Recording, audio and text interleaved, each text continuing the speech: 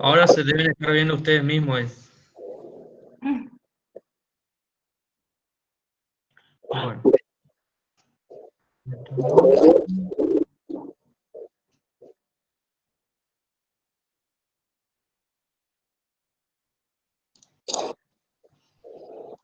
¿Pueden ver el PowerPoint ahí?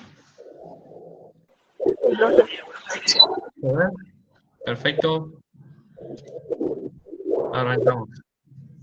Bueno, en la tarde de hoy lo que nosotros vamos a ver es el diseño de una mezcla asfáltica a través de una metodología que se denomina método Marshall, en función de quién fue la persona que diseñó y ajustó este método. Vamos a ver cómo dosificamos por el método Marshall y a la vez vamos a tratar de interpretar cuáles son esos resultados que nos arroja el método Marshall. El método Marshall es muy bueno, aparte de dosificar, para arrojarme valores y entender qué es lo que está pasando con esa mezcla asfáltica que yo estoy trabajando. Ese es nuestro objetivo. Bueno, método. No sé por qué se me pasa de Firmino, no importa.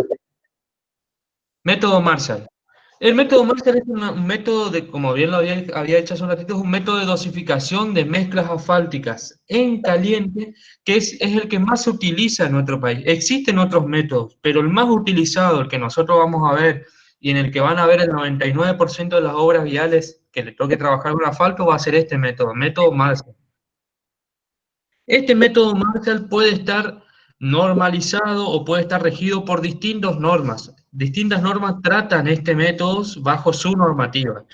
Una de ellas puede ser, por ejemplo, si les toca trabajar con la norma de vialidad nacional, la BN E986, que es la vialidad nacional, ensayo 9 del año 86. En el 86 fue la última modificación que le hicieron a esa norma.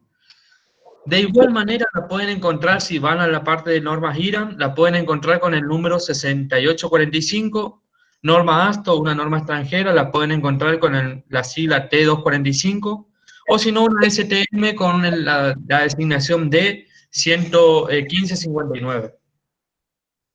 Eso es solamente a modo de referencia para que ustedes entiendan que es un método de muy amplia utilización, que se encuentra normalizado y la pueden encontrar en distintas normas a lo largo de la bibliografía.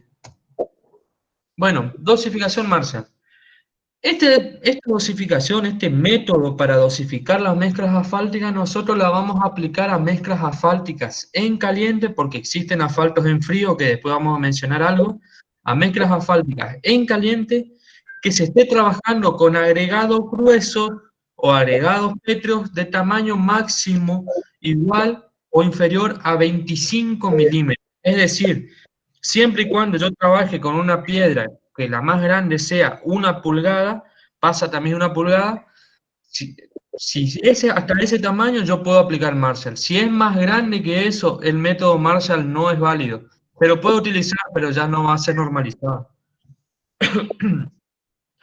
Puede utilizarse la dosificación Marshall tanto para una dosificación en laboratorio, ajustar una fórmula, decir cuál es la fórmula con la cual se va a trabajar en obra, o para controles de obra. Cuando se esté trabajando con mezclas asfálticas, se puede utilizar el método Marshall y ver cómo es la producción diaria de ese concreto asfáltico, de esa mezcla asfáltica. Cómo están dando las tiradas, cómo están dando las densidades, cómo están dando las tensiones a rotura, las deformaciones. Es un método de muy amplia utilización, no me voy a cansar de decirlo, y lo podemos aplicar tanto en laboratorio para encontrar una fórmula, o en obra, cuando yo ya estoy trabajando con una fórmula y la quiero verificar cada tanto a ver cómo estamos con respecto al diseño de laboratorio.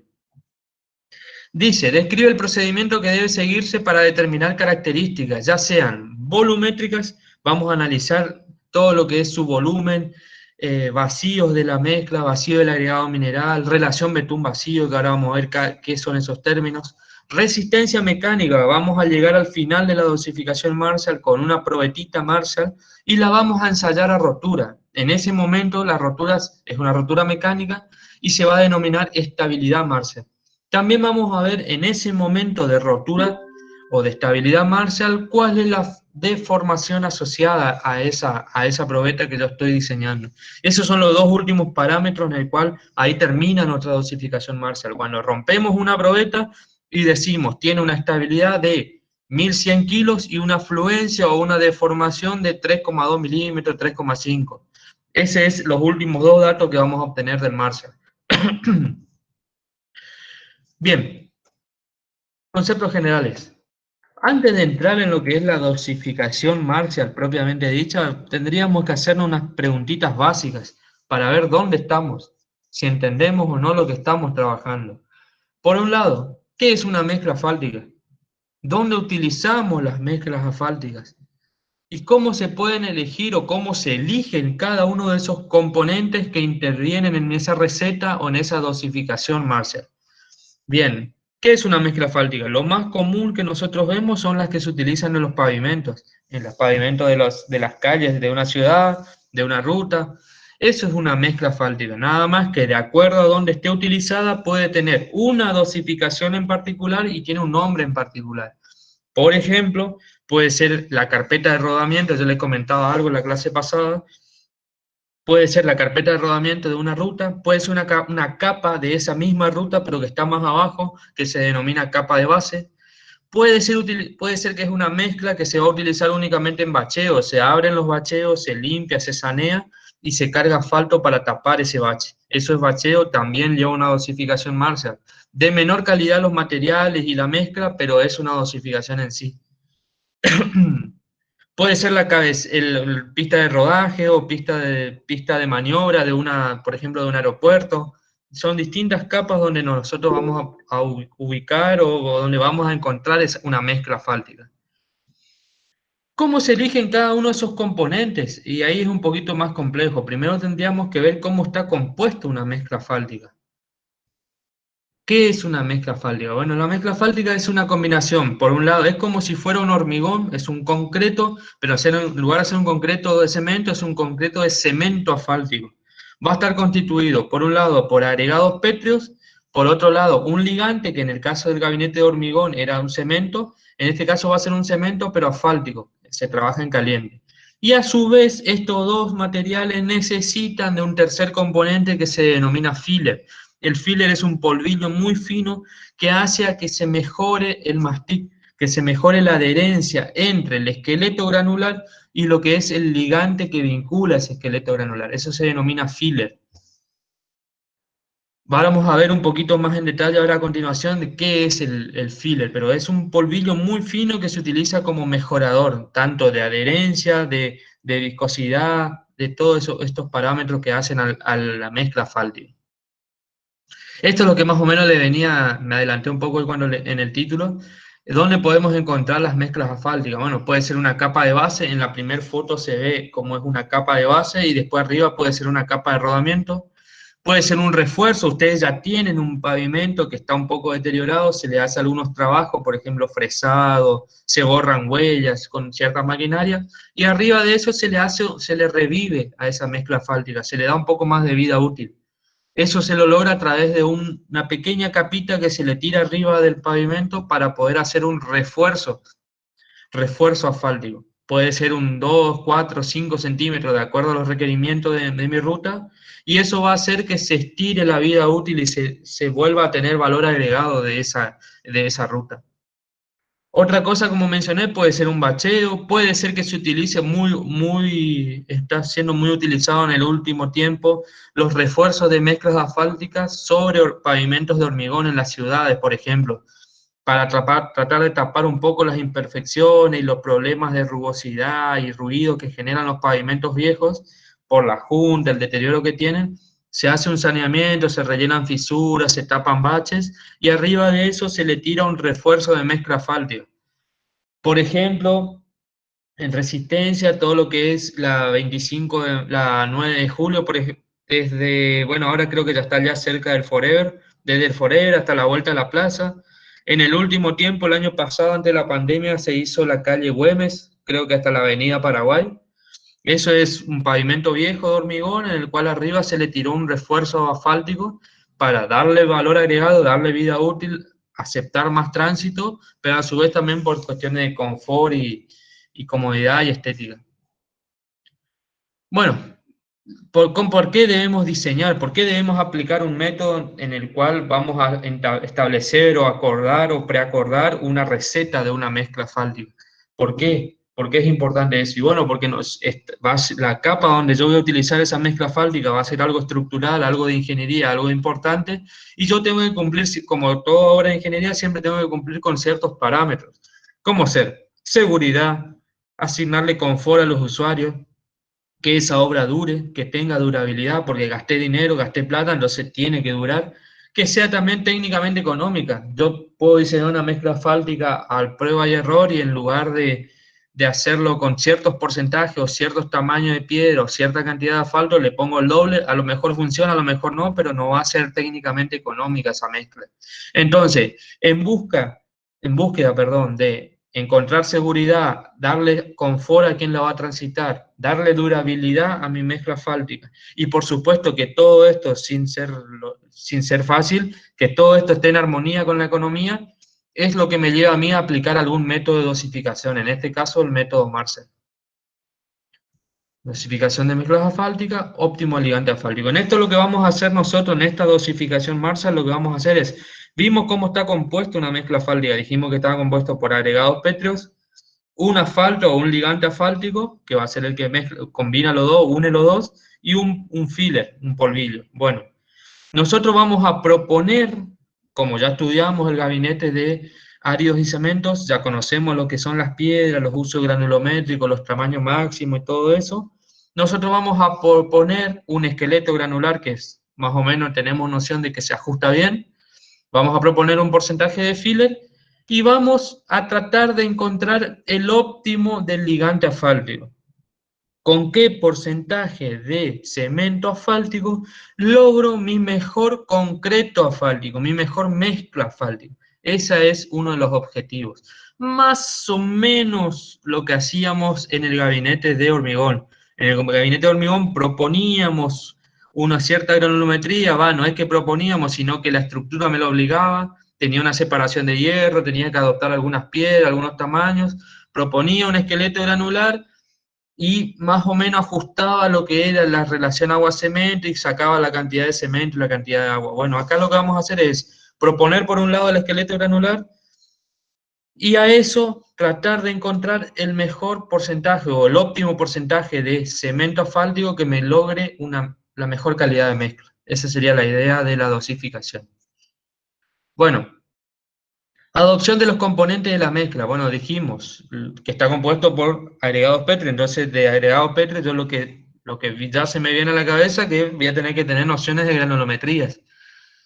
Conocemos granulometría, ¿no es cierto? ¿Nos acordamos algo del gabinete de áridos o no? ¿Vimos usos granulométricos en el gabinete o en la teoría? ¿Sí o no? ¿Se acuerdan de algo? Básicamente se acuerdan que existen distintos tamaños de piedra. Una misma piedra se la puede procesar más o menos en cantera y obtener distintos tamaños de piedra.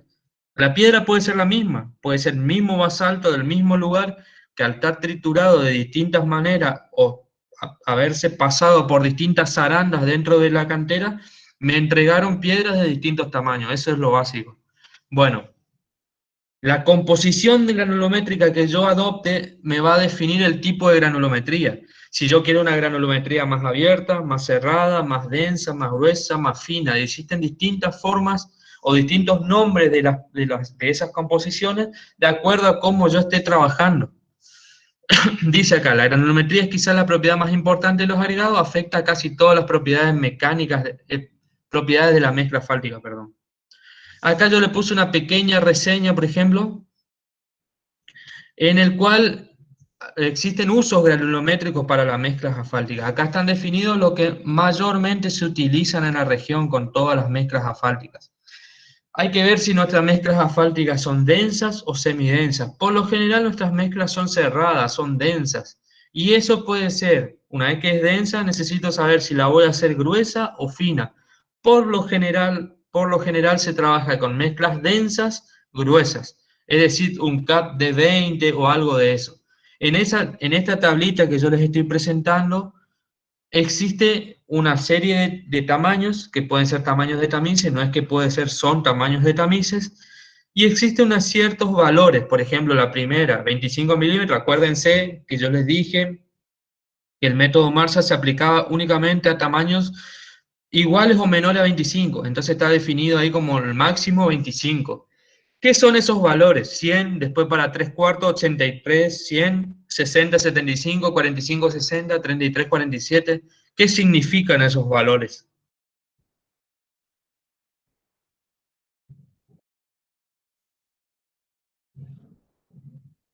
Sí, pero ¿por qué tiene dos valores?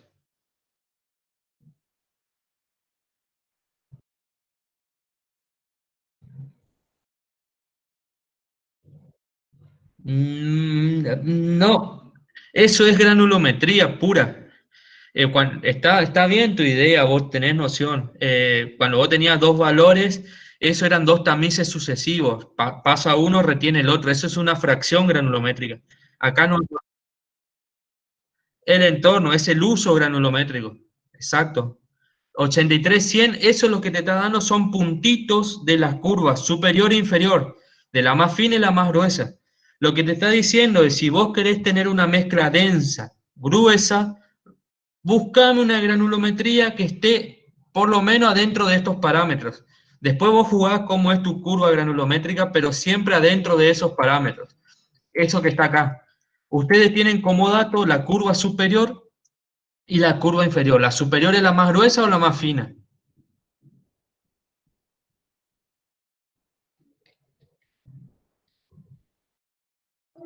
Es la más fina. Es la más fina, porque los pasatamiz están en vertical, los pasatamiz cuando más arriba te da son más altos los pasatamiz. Quiere decir que es más finita.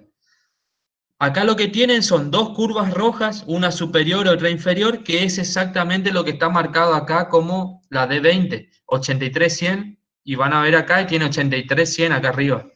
Eso es lo que te está indicando, es el uso granulométrico. Si vos querés lograr una granulometría o una mezcla que sea densa, gruesa, elegí una granulometría, diseñá una granulometría, componé una granulometría que se ajuste dentro de este uso granulométrico.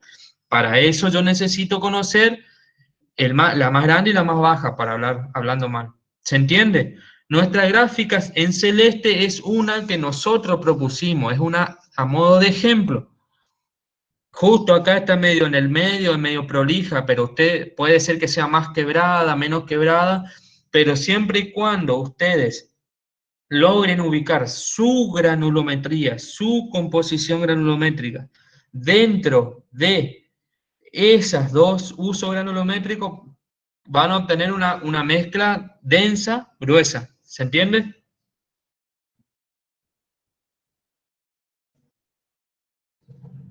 ¿Se entendió eso? Bueno, seguimos. Dice, no existe un método específico para la selección de una composición de los agregados. Normalmente se parte de usos granulométricos específicos por reparticiones viales. Es decir, por ejemplo, ustedes va a depender del día de mañana dónde estén trabajando. Por ejemplo, se ponen a trabajar acá en el Chaco, en Resistencia, Corrientes, y van a trabajar para una obra que va a ser una ruta provincial. Bueno, ustedes lo primero que tienen que empaparse es de los datos de la repartición. Las vialidades siempre viene trabajando con piedras, conoce los agregados que tiene. Entonces ellos ya tienen definido su propio uso granulométrico. Ya saben en qué proporciones los agregados, esos agregados con los que cuenta más cercano a la zona, andan bien. Entonces ustedes tienen que conocer esos usos granulométricos y tratar de respetarlo. Eso es lo que te está diciendo. No es lo mismo la piedra de corriente que la que pueden encontrar en La Pampa o la Barría en Buenos Aires o en Rosario o en el sur. Cada uno va a tener un distinto uso granulométrico de acuerdo a la experiencia que tenga esa repartición con esas piedras, trabajando con esos materiales. Se empapan de esa información y tratan de adoptar una curva que se ajusta a ese uso granulométrico. Las mismas cuentan con experiencia de desempeño y con ello se respalda o fundamenta su normalización. Ellos tienen estos valores Debe ser porque siempre trabajan y le dio buenos resultados. Bueno, la selección de una curva granulométrica para el diseño de una mezcla asfáltica cerrada o densa está en función de dos parámetros: tamaño máximo nominal del agregado y líneas de control, superior o inferior, es lo que nosotros más o menos veníamos charlando. ¿Qué nos está faltando? Tenemos el esqueleto granular, respetamos los que nos dijeron, tenemos una gráfica que se ajusta entre la superior y la inferior, tenemos que elegir el asfalto. La otra gran pata de esta mezcla asfáltica es justamente el asfalto. Necesitamos ahora definir el asfalto. Existen muchos tipos de asfalto, muchas calidades de asfalto. Ustedes tienen que adecuarse o adoptar o comprar o contratar el servicio de un asfalto que mejor se ajuste a las condiciones ambientales de su zona. Es decir, no va a ser el mismo asfalto que ustedes van a trabajar acá para la zona del Chaco que la que pueden llegar a utilizar para la zona de Buenos Aires o en el sur. Son distintos asfaltos porque tienen comportamientos distintos frente a la acción de la temperatura, por ejemplo. Otro parámetro importante a la hora de elegir el asfalto es las solicitaciones a la cual va a estar expuesto mi ruta o mi tramo o mi mezcla asfáltica. Existen distintos asfaltos de distintas calidades que se ajustan también de acuerdo a las solicitaciones. No es lo mismo diseñar una mezcla para una ruta en la cual van a pasar 100 vehículos por día y capaz que la mayoría son livianos, al diseñar una mezcla asfáltica para el acceso, por ejemplo, a un puerto en el cual yo voy a tener 200 camiones cargados por día, por dar un ejemplo. Las solicitaciones son distintas. Así como nosotros en estabilidad 1, estabilidad 2, conocemos lo que son las vigas y las cargas sometidas a las cuales podemos someter esa viga, las rutas también están sometidas a cargas. Esas cargas las da el tránsito. Esas se denominan solicitaciones de tránsito.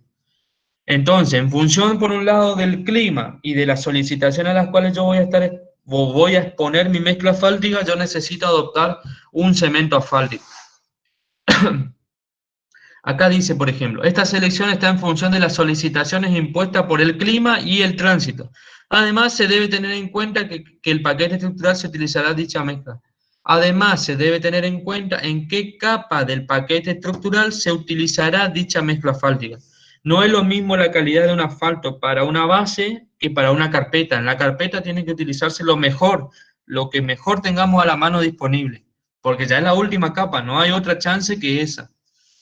Para nuestra región, para nuestra zona, todo lo que es el NEA, la temperatura media anual ponderada ronda los 30 grados, número más, número menos. Ese es el numerito que tenemos que manejar. Y por lo general, nuestra ruta no existen controles de carga, es muy raro encontrar una balanza fija, una balanza móvil. Entonces, hay que considerar que existe elevado volumen de tránsito pesado sin control. Para eso, se entra en un ábaco que ahora no hace a la cuestión. Se entra en un ábaco, que es un ábaco para elegir asfaltos, y se saca lo que se denomina T-mix. El T-mix es la temperatura de operación de las mezclas asfálticas. Esa temperatura conjuga lo que es el clima y ese clima asociado a un tránsito estimado. Para nuestra zona, nuestro T-mix es de 31 grados centígrados. Quiere decir que nuestro asfalto más o menos la temperatura media de trabajo siempre va a ser 31 grados. En función de eso, podemos decir, o los ábacos, o las bibliografías, o los folletos de los fabricantes, te van a proponer que mínimo tenés que adoptar un asfalto o un concreto asfáltico, sea 30 centipoises es la viscosidad. Después vamos a ver viscosidad en la clase que viene. Es un asfalto de calidad media, no es pobre ni no es la más linda que podamos llegar a encontrar. Si ustedes tienen dinero, tienen plata, tienen recursos y les permiten trabajar con asfaltos modificados con polímero, con fibra, tipo EVA, lo que fuere, pueden cambiar esto.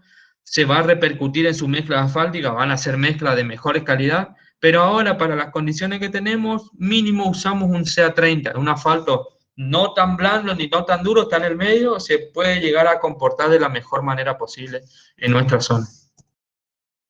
Selección del filler. Alguno lo tuvo que haber escuchado en áridos. ¿Qué es el filler? ¿Una adición mineral? ¿Cómo? No escuché. ¿Una adición mineral? Sí, ¿cómo, por ejemplo?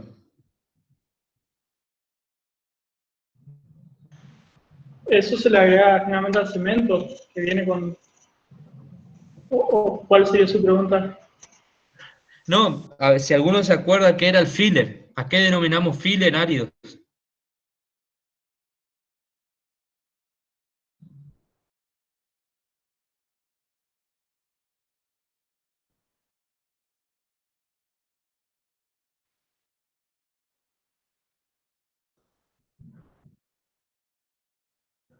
Exacto, sí, es un agregado, es un derivado del agregado, pero ¿qué es? ¿Cómo yo sé qué es un filler? ¿Qué apariencia tiene? Y todos lo vieron.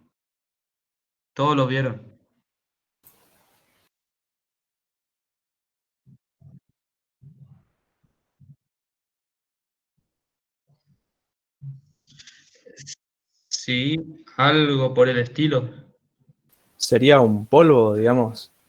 Y como el nombre lo dice en inglés, serviría como para rellenar eh, huecos vacíos. Exacto, sí, darle cuerpo al asfalto en su función de ligante. Pero en el laboratorio de áridos, ¿dónde estaba el filler? En el cemento.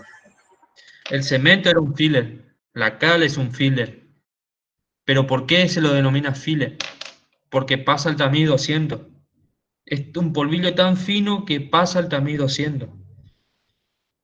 Hacían un ensayo ustedes. ¿Se acuerdan el frasco de Le Chatelier? ¿Con qué trabajaban en el cemento? 64 gramos de cemento. ¿Sí o no?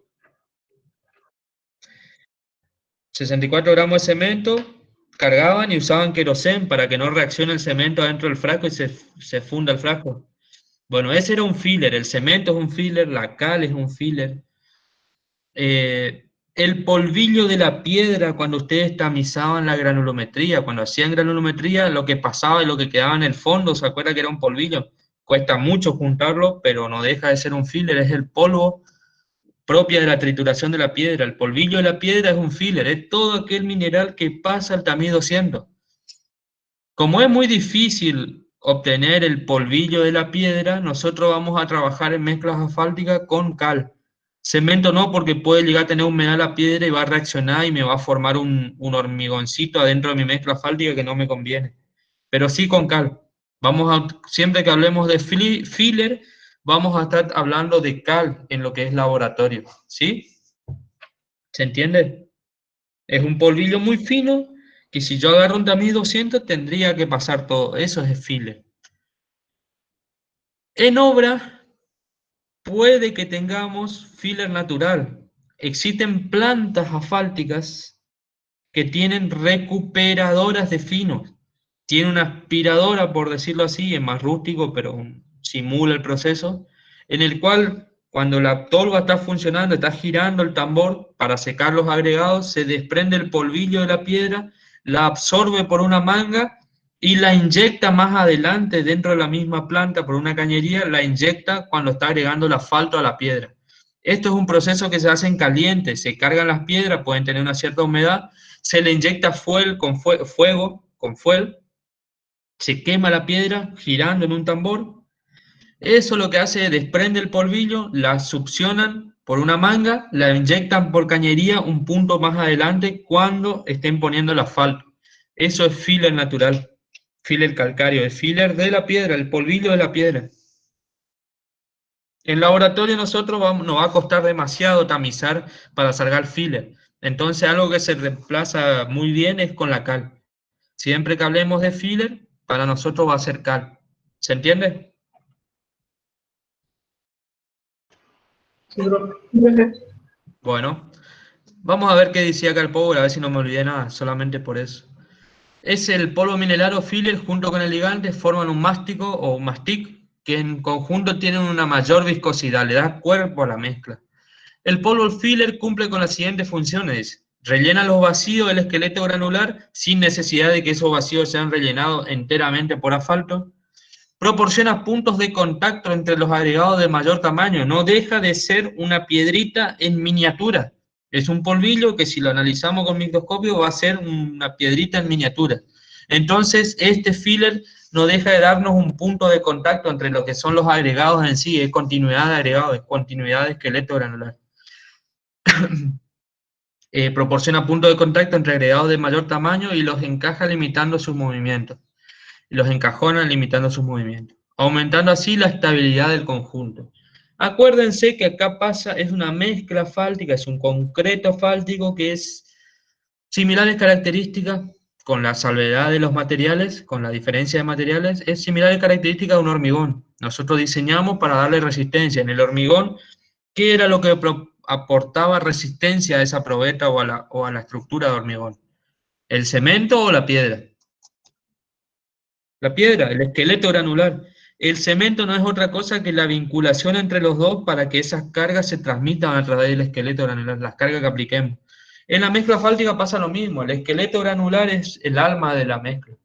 El asfalto, por supuesto, si le ponemos asfalto de menor calidad, poco, mucho, vamos a alterar esa mezcla. Lo mismo pasa con el hormigón.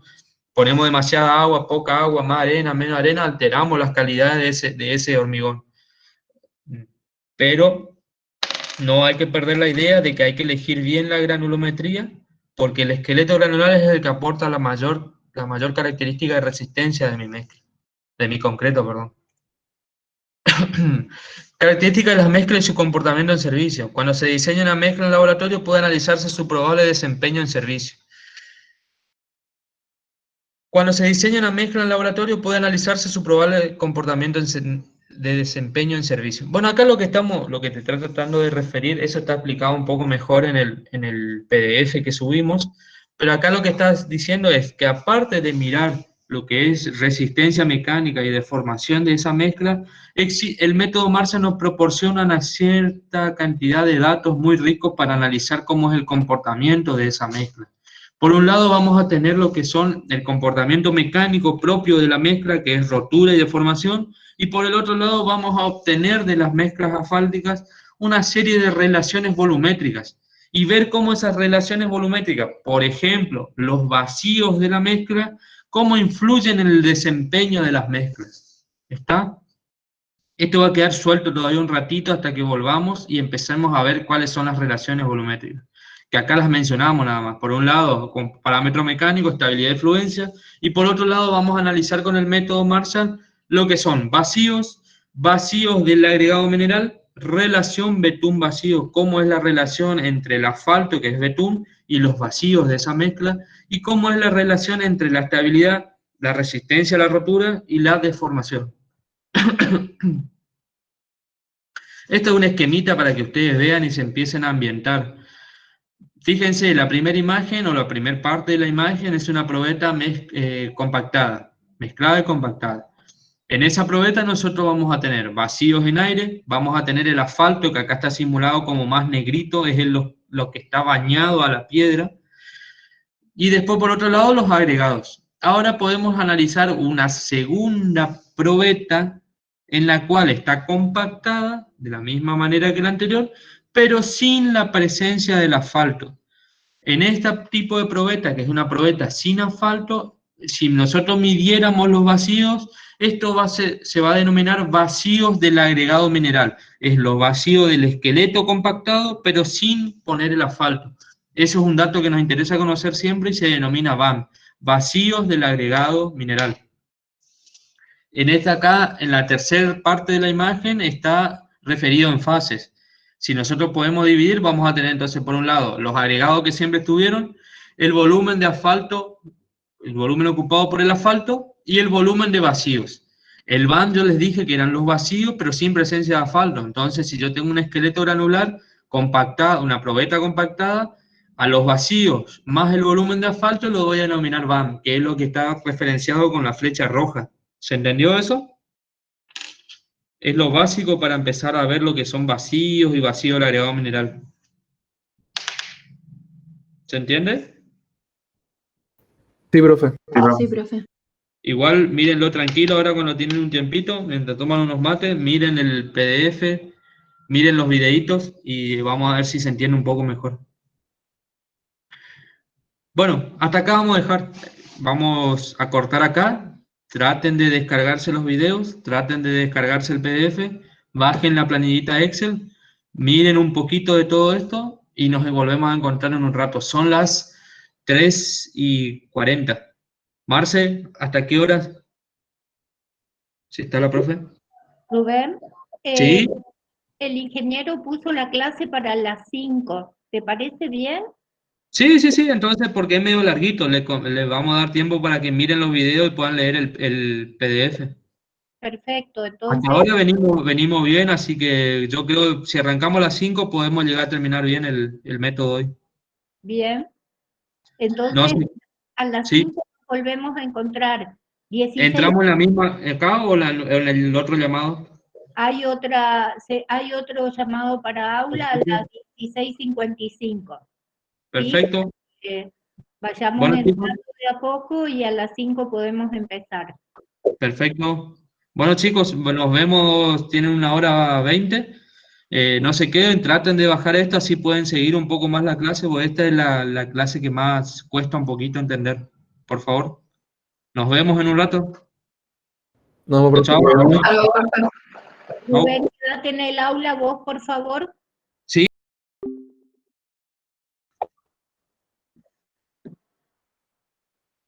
Sí. Bueno, a ver dónde nos quedamos. Acá. Sí. ¿Tuvieron algún inconveniente para descargar el PDF, el Power, los videitos? Tratamos de hacerle videos, son varios, yo sé que es tedioso descargar, son varios, pero eran cortitos, cosa de que no sea muy complicado descargarlo, pueden ir bajándolo por partes. No sé cómo anduvieron con eso. Bien, profe, no había problema. Bueno, cualquier cosa nos avisan. Bueno, habíamos hecho una pequeña introducción de las mezclas asfálticas, qué es lo que queríamos hacer, en qué consiste a grandes rasgos el método Marshall, y nos quedamos acá en el inicio del procedimiento, cómo trabajar con el método Marshall.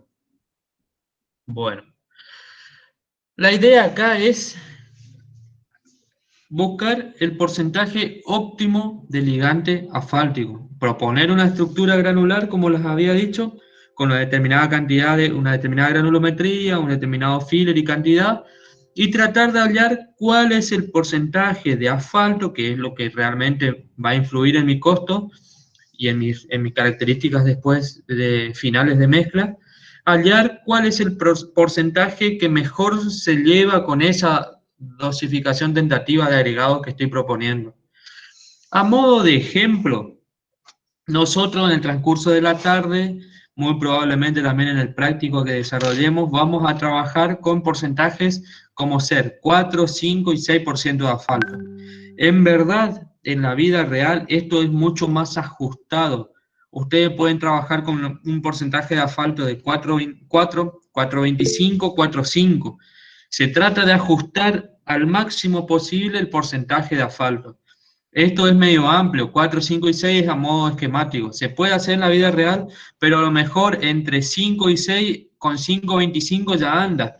Con 5,50 también puede ser que sí, puede ser que no. Hay que hacer unas pruebas más chiquitas, más acotados los intervalos de dosificación.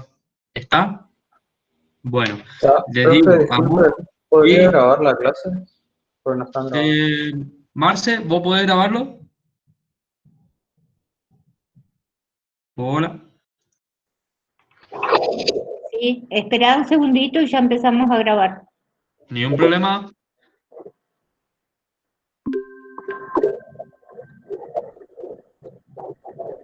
¿Listo? ¿Está? Bueno, para que quede grabado. Nosotros en la vida real esto lo vamos a hacer más ajustado. 4, 5 y 6% es a modo esquemático. Nuestro porcentaje óptimo de ligante asfáltico a lo mejor puede ser 4,25, 4,5, no necesariamente 4 o 5. A modo de ejemplo vamos a trabajar con esto, con estos porcentajes bastante amplios. Lo que vamos a buscar es conformar o armar probetas con una dosificación tentativa en la cual en todos los casos se va a repetir el mismo esqueleto granular. Yo no tengo dudas de la granulometría o el filler. Lo que yo no sé y lo que yo quiero ajustar con esta dosificación Marshall es el asfalto.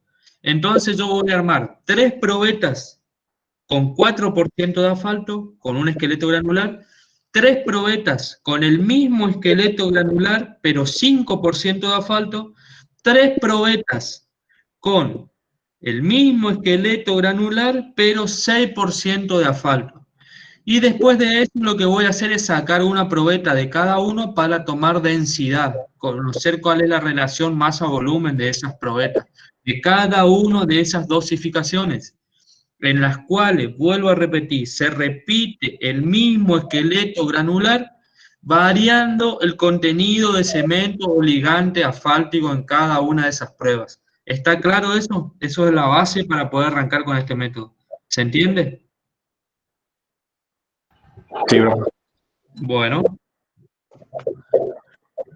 nosotros lo que vamos a hacer es, vamos a moldear, ahora vamos a ver cómo, vamos a moldear probetas que van a tener unas determinadas dimensiones que están normalizadas en el método y bajo las distintas normas.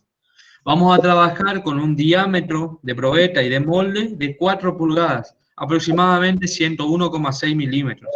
Nuestra altura tentativa va a ser de 2 pulgadas y media, es decir, 63,5 con una tolerancia de más o menos 3. ¿Por qué tentativa? Y porque si yo tengo el mismo esqueleto granular, pero estoy variando los porcentajes de asfalto, es obvio que algunas probetas, una cierta dosificación puede quedar más alta o más baja. Va a depender de la cantidad de asfalto que yo le esté agregando a ese esqueleto granular. Pero en teoría tendría que rondar los 2,5 pulgadas la altura, 63,5 con una cierta tolerancia. Lo vamos a compactar con una determinada energía de compactación. Lo vamos a compactar con un mazo que va a caer de una cierta altura. Esa altura de caída va a ser 1,5 pies y la masa con la cual nosotros vamos a golpear esta probeta, pues es una compactación dinámica, es por golpe, va a ser de 10 libras, 4,54 kilos. Son medidas inglesas, todo está en pulgadas, en pie y en libras, son valores redondos en pulgadas y en pie y en libras, nada más que a conversión nuestra quedan esos números raros. Altura de caída 45,72, peso del pisón 4,54 kilos, son todo medidas de resultados de la conversión de pie, libre y pulgada a nuestra unidad. Vamos a moldear probetas, 3 jueguitos de probetas, o sea, 3 probetas por dosificación de asfalto. Lo que vamos a hacer a la hora de compactarlo es pegarle golpes en una cara, o sea, en el sentido, en la cara superior, 75 veces, 75 caídas de pisón. Vamos a dar vuelta a esa probeta y le vamos a volver a aplicar 75 golpes, es decir, que la vamos a compactar en ambas caras. Por eso, cuando ustedes lean la metodología o la norma, van a encontrar que dice compactación 75 golpes por cara. Se le aplica en la parte superior, se da vuelta a la probeta y se le vuelve a aplicar 75 golpes. Vamos a controlar dimensiones de diámetro y altura, a ver cómo estamos, si estamos dentro de las tolerancias o no. Diámetro, por lo general cumplimos porque el molde es metálico, es difícil que se deforme el diámetro. La altura hay que ver. Y vamos a determinar los pesos de estas probetas. Siendo que este es el último gabinete, o habiendo pasado por árido y cemento, por hormigón, ¿qué pesos le podemos tomar a estas muestras, a estas probetas? El peso seco, el peso en agua. Peso seco, peso saturado de superficie seca, lo vamos a tener que dejar un cierto tiempo en agua, que le penetre el agua. ¿Y cuál es? ¿Cómo? Peso sumergido. Esos 3 pesos vamos a utilizar nosotros con estas probetas. Una vez que logramos tener moldeadas esas probetas, vamos a tratar de conocer características volumétricas de esas probetas. Vamos a tratar de sacar cuántos son sus vacíos, cuál es la relación de sus vacíos con el asfalto, una serie de características que las voy a obtener muy fácil una vez que yo obtengo unos pesos. Esos pesos son seco, saturado de superficie seca y peso sumergido. Muy bien.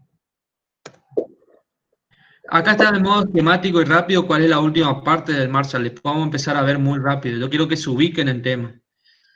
Para poder este método, este ensayo, una vez que yo moldeé las 3 probetitas de cada porcentaje de asfalto que quiero probar, vamos a tener que, y tomamos los pesos, tomamos su volumen, sus dimensiones, vamos a tener que ensayar estas probetas y ahí dar por finalizado el método Marshall.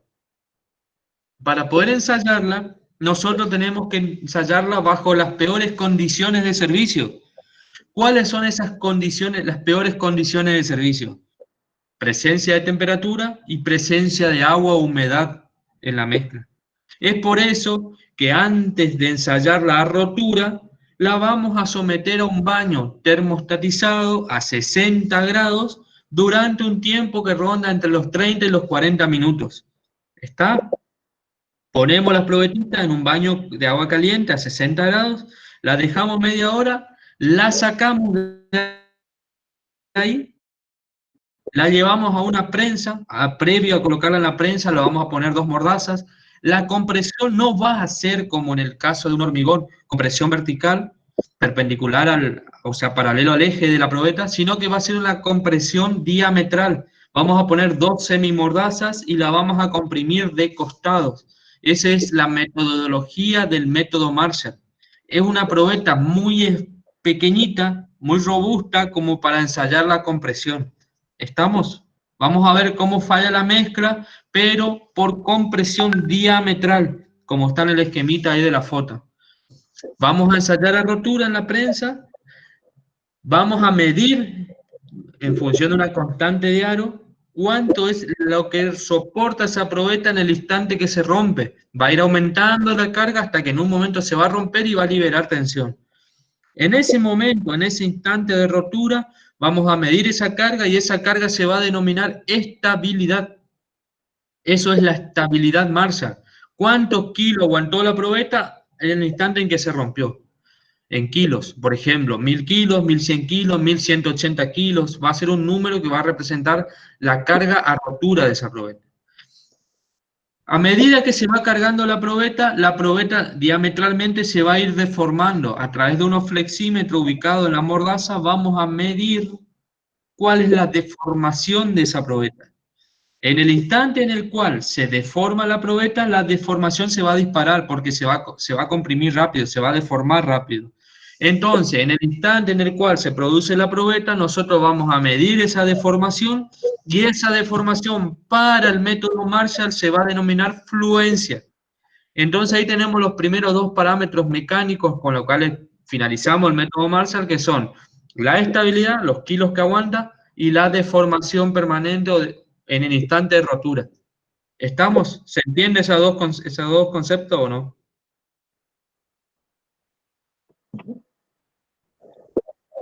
Sí, profe. Sí, profe. Seguimos.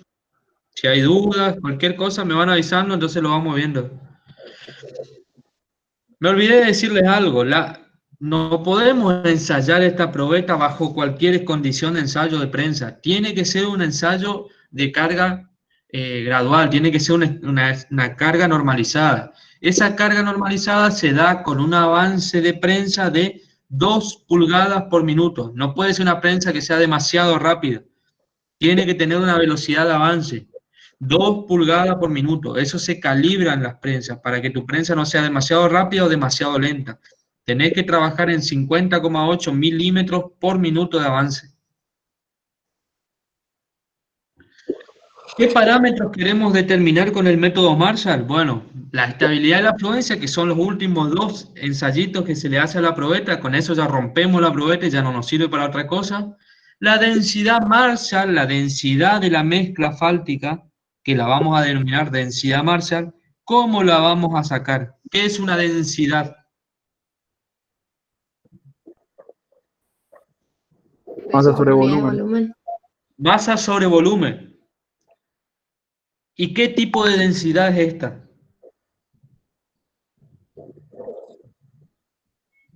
Aparente. Sí, y en un poco más coloquial, ¿qué significa densidad aparente?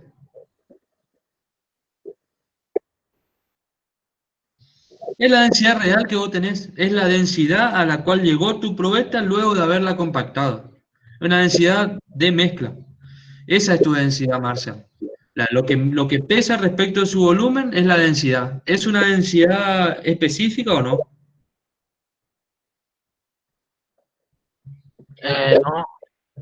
¿Por qué no? Ah, ¿es específica? Ah, no, yo entendí relativa, nada. No, sí es específica, sí. ¿Por qué? ¿Y por qué por unidad de volumen? Pero eso es densidad. Todas las densidades son por unidad de volumen. Porque compara con el agua, ¿puede ser? No, acá no comparamos con el agua. Tomaste el peso seco y la dividiste por su volumen. No hay presencia de agua todavía. La densidad Marshall se saca peso seco sobre volumen. No necesito ni peso saturado ni peso sumergido. Es una densidad real, es la densidad a la cual llegó luego de haberla compactado. Es la densidad que llegó de acuerdo a la granulometría que elegiste y a la cantidad de asfalto que le pusiste. Vos varías un poquito el asfalto, seguramente te va a dar otra densidad. Pero una densidad real es la densidad de mezcla, la que vos podés encontrar ahí en la mezcla. Compactada, por supuesto, siempre compactada. Pero la gran pregunta ¿es específica o no?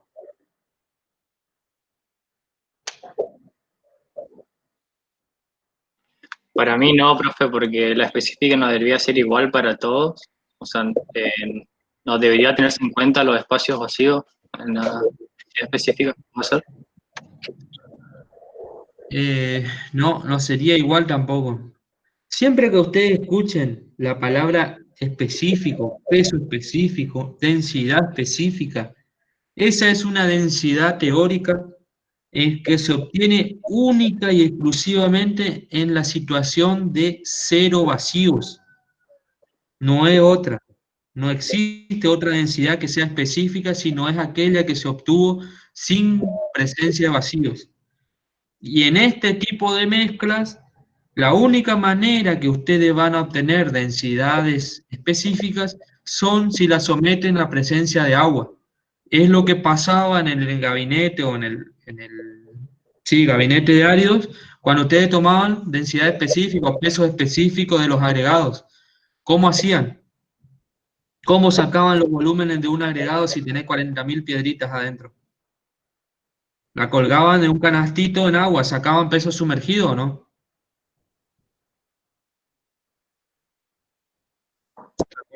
¿Se acuerdan de eso? ¿Cómo sacaban el peso específico del filler, del cemento? Con el flaquito de leche Atelier. No podían usar agua, usaban querosén para que no reaccione el cemento.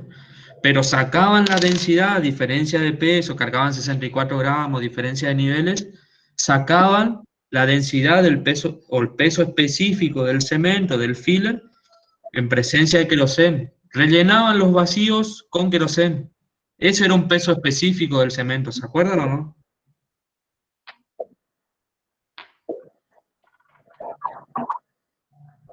¿Sí o no? Sí, sí, profe.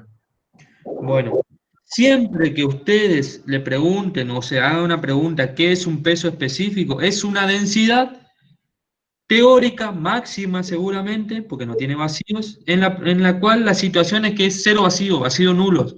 La única manera de trabajar con vacíos nulos, siempre que ustedes tengan esqueletos granulares, es en presencia de agua. Los vacíos están ocupados por agua. ¿Estamos? Bueno. Volviendo a la densidad Marshall, que es una densidad común, es la densidad de la mezcla, es lo que yo obtuve compactando, no es otra. Necesito conocer la masa o el peso, fácil, lo mido en la probetita. Necesito conocer su volumen, masa sobre volumen, peso sobre volumen. ¿Es así o no?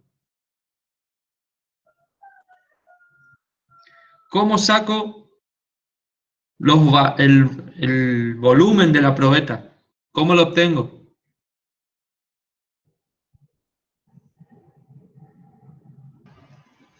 ¿Base por altura? ¿Sección por altura? Claro. Claro, perfecto. Pero ahí vas a sacar el volumen ¿de qué? De una probetita completamente lisa. ¿O no? Claro, sí. La real tiene imperfecciones. Pero Sí, si vos profe, se haces saca el volumen de una probeta lisa con esa fórmula. Claro, o sea, es como si imaginate que si vos tenés un hierro de características muy similares en medidas a una probetita de asfalto. O sea que tomando medidas no lo puedo obtener. Es el primer problema que tenemos con el tratamiento de las mezclas asfálticas. Necesito conocer, para calcular una simple densidad, necesito conocer el volumen de la probeta. El volumen de la probeta, a simple vista, tomando medidas con un calibre, no lo voy a poder tener. Voy a tener que hacer un artilugio, voy a tener que utilizar algo más y trabajar con los pesos. ¿Sí o no? Yo conozco, por un lado,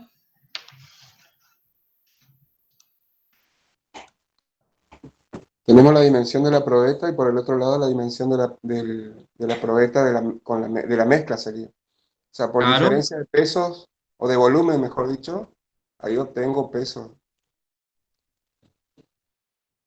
De esa manera puedo obtener.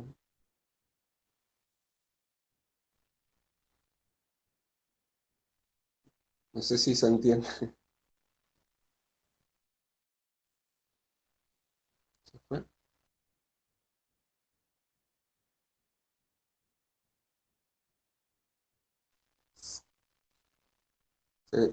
Se fue el profe.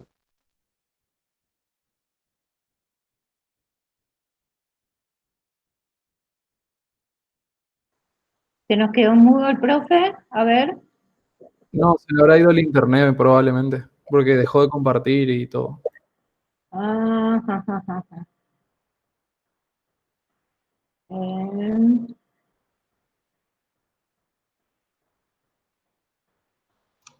ahora, ahí está. ahí está, salimos. Vuelvo a compartir un ratito, ya nos acomodamos. Se me Acá, cortó el internet. Rubén, acá ¿Sí? Aníbal Marín ¿Sí? dijo cómo podía ser para determinar el volumen de la probeta. ¿Podés repetir, Aníbal, por favor? Sí, ¿cómo no? Considero el volumen de la probeta, donde nosotros confeccionamos la mezcla, digamos, ese volumen lo conozco, que es un volumen liso, digamos, y después cuando hago el desmolde de la probeta real, tengo el volumen de la mezcla. Por diferencia de masa puedo obtener volúmenes y pesos. Pará porque no entendí bien. Un segundito. Me parece Quiero... que vos La hablaste. pregunta era cómo obteníamos de la densidad de la masa sobre volumen. Sí, Y como dijimos que no es una densidad específica, sino que es una densidad real, sí.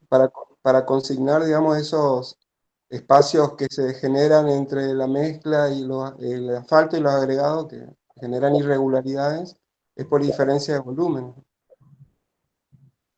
Considero que se puede Sí, obtener de esa manera. pero no tenés el volumen de la probeta como para hacer No, diferencia. claro, puedo por ahí relacionar con las masas, digamos, y el peso. Sí, que por ese lado viene, pero no diferencia, sino que vamos a mirarlo de otra manera. Bien. A ver, cerrar eso. Nosotros conocemos los pesos, ¿no es cierto? Conocemos el peso saturado, peso sumergido, peso seco, ¿sí? Bueno, yo le hago una consulta. Entre el peso saturado, ¿sí? Y el peso sumergido, ¿qué diferencia hay? ¿Cuál pesa más, cuál pesa menos para ustedes? Ya sé que este año no podemos verlo en laboratorio, pero ¿qué les parece a ustedes? El saturado, ¿El saturado pesa más? ¿Dicen ustedes? sí.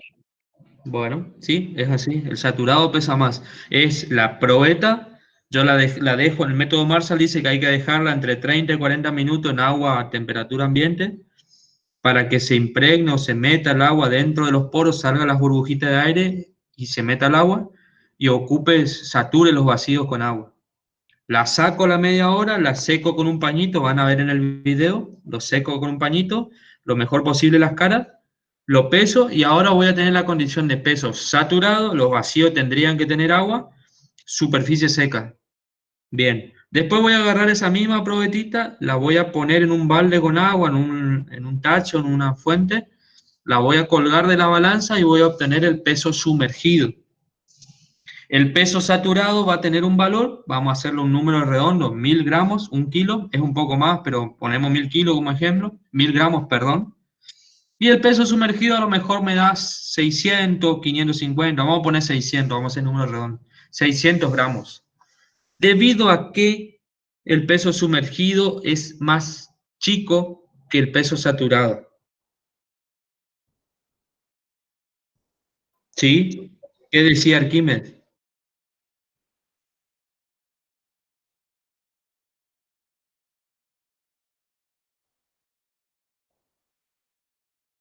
Todo cuerpo sumergido recibe un empuje de abajo hacia arriba, igual al peso del volumen desalojado.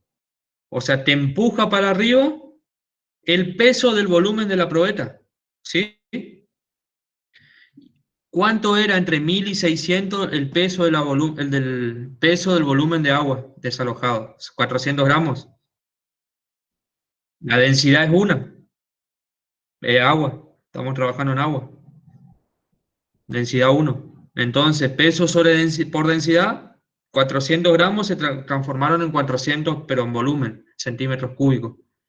Entonces, por diferencia entre el saturado que me pesaba 1000 gramos y el sumergido que pesa 600, lo que yo obtengo es que pesa 600 porque sufrió un empuje igual al volumen desalojado, igual al volumen de la probeta. Entonces, esos 400 gramos de diferencia es el volumen de la probeta, multiplicado por la densidad, porque estaba trabajando en peso. 1000 gramos menos 600 me da 400, dividido, multiplicado por la densidad para uniformar unidad, me da que el volumen de la probeta. Entonces, en el método Marshall se encontró una manera fácil de sacar los volúmenes de la probeta, no importa qué imperfección o irregularidad tenga las superficies de la probeta, siempre haciendo peso saturado menos peso sumergido, afectándolo por la densidad del agua, voy a obtener, ¿qué cosa? ¿El volumen? El volumen. ¿Se entendió eso? Esto es básico para poder seguir de acá en adelante. Sí, se entendió. Sí. Bueno, seguimos. Yo no tengo problema en repetir, vemos 20 veces las cosas, no me afecta para nada. Pregunten lo que ustedes quieran. Profe, le consulto dos cositas, Sí, ¿puede ser? decime. Una es si va a seguir compartiendo, Sí, ¿no está? porque no está compartiendo. Y Perdón. otra era justamente por eso, no estoy viendo si ahí están las unidades de cómo quedaría. Porque sí se entiende que a partir de la densidad del agua y este cociente entre el peso saturado superficie seca y el peso sumergido se llega al volumen de la probeta. No me estoy acordando cómo quedaban las unidades nomás, como para anotar. Ah. Perdón, cortó el Gracias, internet, gracias. volví y creí que estaba compartiendo, pero me faltó aceptar la última ventanita que me decía. Sí, Densidad profe, Marshall. no se preocupe. Densidad Marshall, pero vamos a sacar como, ¿para qué me acomodo acá? Profe, ese volumen incluye el volumen de vacío, ¿no? Sí, por supuesto. Es el volumen de tu probeta en la condición de saturado, menos el volumen, menos el peso sumergido. Eso te da el volumen completo de la probeta, incluyendo los vacíos. Es una densidad normal, es una densidad de mezcla, no es una densidad específica, no es una densidad teórica. La densidad teórica es en presencia de 0 vacíos, ni un vacío. ¿Está? ¿Se alcanza a ver en esta imagen el volumen de la probeta cómo se obtiene? Peso saturado, que nosotros dijimos como un número aleatorio, agarramos 1000 gramos, menos Todavía no peso. está compartiendo, profe. A mí me figura, inclusive me salta un cartelito, dejar de compartir. Voy de nuevo, no hay drama. Problema de internet no es. A ver, dejar de compartir. Voy de nuevo, hasta que salga.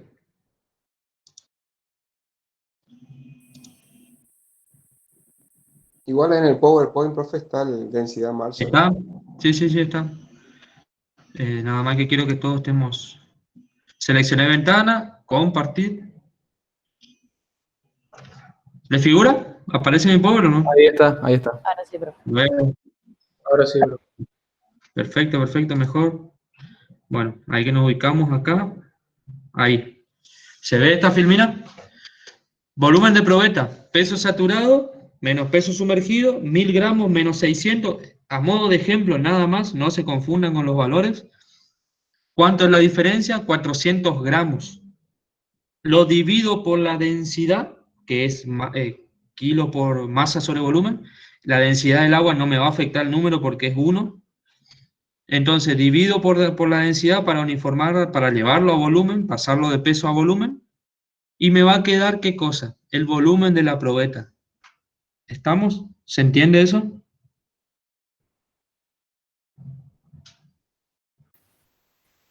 Sí, profe.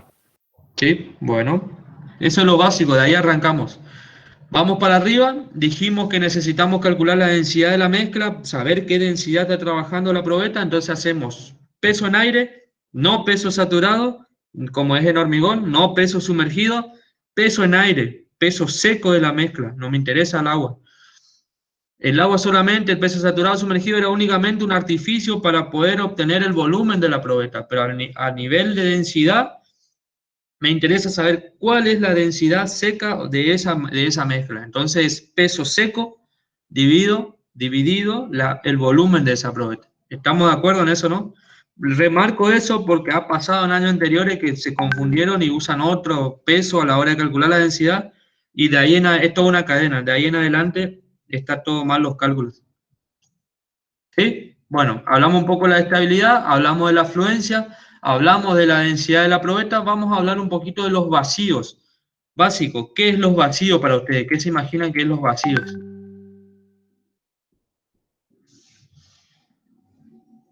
Huecos de aire.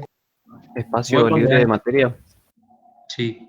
Son los pequeños huequitos, agujeritos, cavidades que quedan en la mezcla propias de trabajar con un esqueleto granular, con un ligante, son todo lo que te consideramos vacíos, eso es todo lo que consideramos vacío adentro de la mezcla.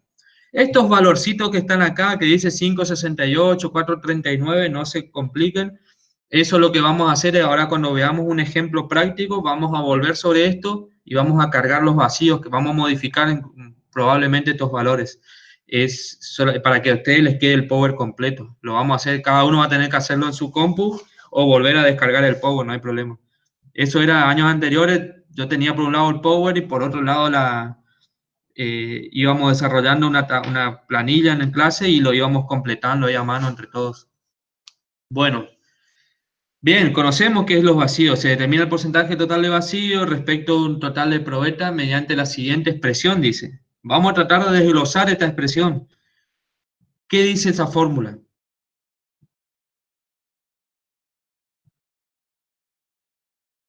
A ver si alguien la logra entender. No es difícil. Nació de una regla de 3 simple básica.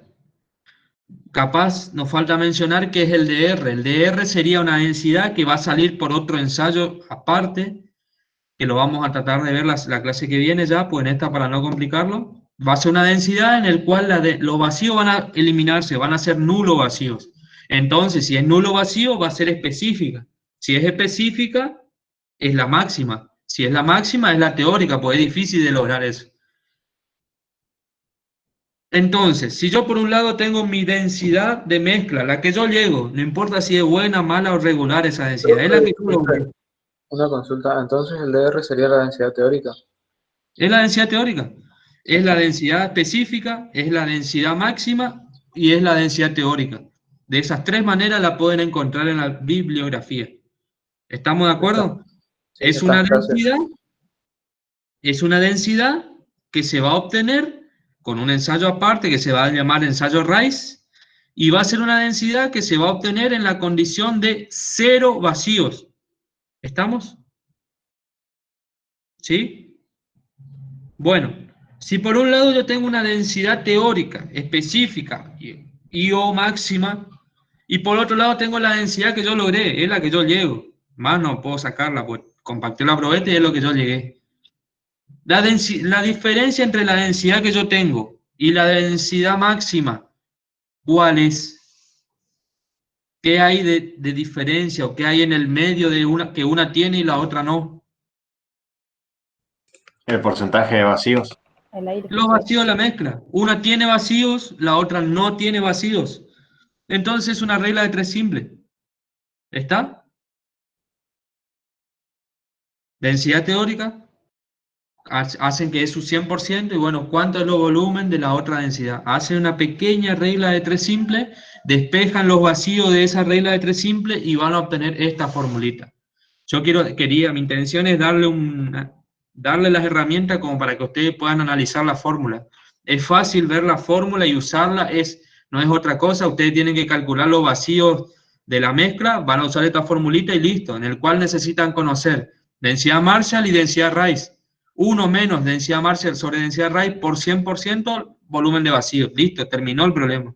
Mi intención era darle un poquito más de herramientas para que ustedes puedan entender de dónde está saliendo esa fórmula. Es una fórmula que nació de una regla de 3 simple comparando por un lado la densidad máxima, Rice, y por otro lado la densidad Marshall, perdón. Y en el medio de las dos están los vacíos. ¿Se entiende?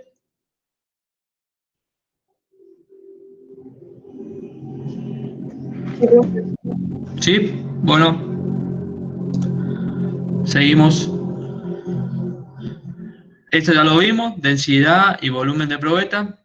El teórico, hay dos formas de calcularlo, lo vamos a ver bien la clase que viene, haciendo un ensayo, es un ensayito que vamos a empezar desde cero, no muy largo, cortito, en el cual vamos a obtener la máxima densidad o la densidad teórica o la densidad específica y se va a llamar densidad Rice, porque el método para determinar esa densidad se denomina método Rice.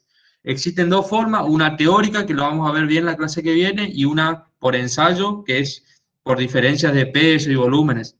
Las dos maneras lo vamos a ver bien la clase que viene. Ahora, por ahora me sirve con que ustedes entiendan que es una densidad que va a ser un poquito más alta en valor, en número, y es una densidad que se obtiene bajo la condición de 0 vacíos. ¿Estamos hasta ahí? Bueno. Vacíos del agregado mineral. ¿Se acuerdan que hoy vimos algo? Vimos una esquemita.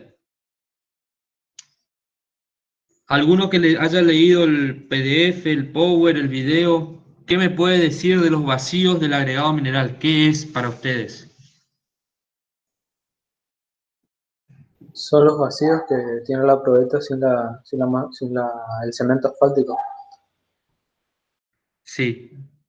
¿Se entiende bien cómo están calculando ese vacío del agregado mineral?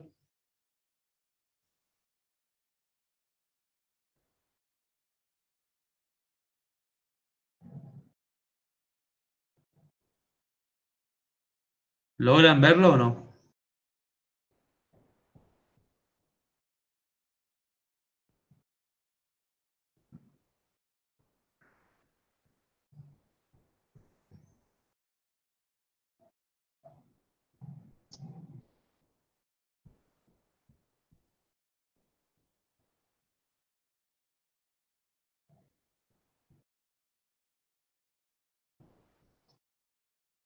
¿No? ¿Sí? ¿Qué les parece?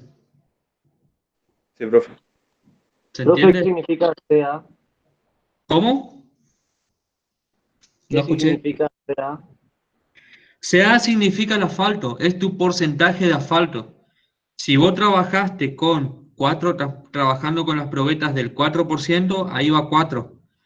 Si estás trabajando con probetas al 5%, ahí va 5 en tu fórmula. Si estás trabajando con probetas del 6%, ahí va 6%. Acuérdense que nosotros vamos a hacer los cálculos por triplicado, vamos a hacer los cálculos para probetas al 4%, al 5% y al 6%. ¿Está? ¿Se entiende? Sí, profe. Bueno, yo quiero que les quede claro esto. Acá capaz se puede ver un poquito mejor. Acuérdense de este esquemita que vimos hoy. Tenemos por un lado una mezcla compactada, se compactó una probeta y se hizo un corte de esa probeta. van a ver que tienen por un lado vacíos, el asfalto que está negrito recubriendo a los agregados y el corazón del agregado. ¿Está? Otra cosa sería una probeta compactada, pero sin la presencia de asfalto.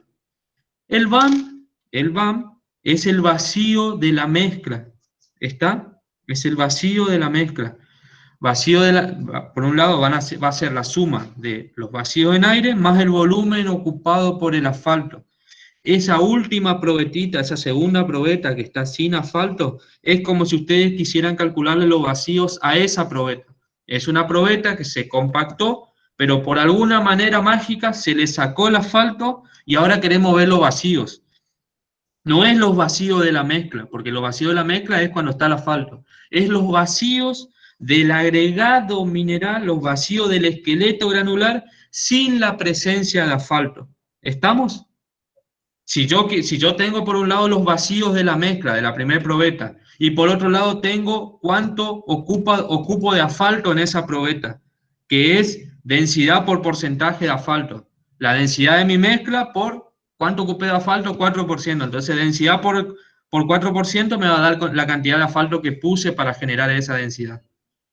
Entonces, si yo tengo por un lado vacíos y tengo por otro lado lo que ocupé de asfalto, ¿qué hago? Sumo los vacíos más lo negrito que ocupó de asfalto y eso es el BAM.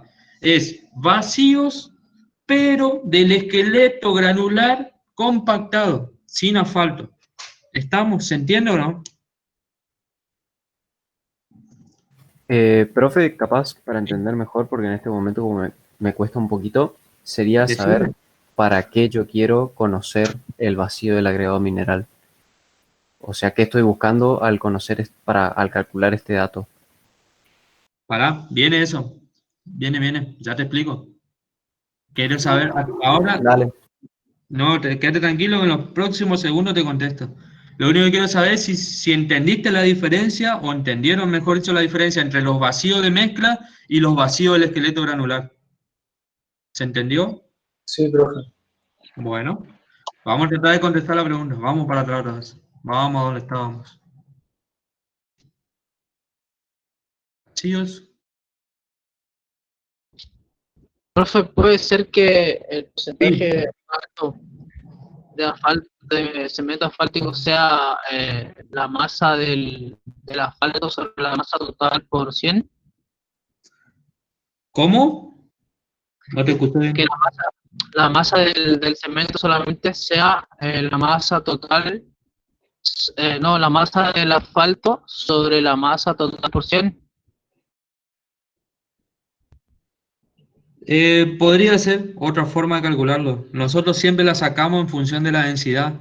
Vos tenés una probeta, está constituida una probeta y tenés una cierta densidad. Por ejemplo, 2,54 kilos por centímetro cúbico, por lo que fuera. Entonces lo que hacemos es multiplicar. ¿Cuánto de eso es asfalto? Yo sé que es 4%, entonces densidad por porcentaje te va a dar contenido de asfalto. ¿Cuántos gramos de asfalto pusiste? Siempre se trabaja así. La otra manera habría que mirarlo. Habría que hacer número a ver si da o no. Pero no digo que no, podría ser.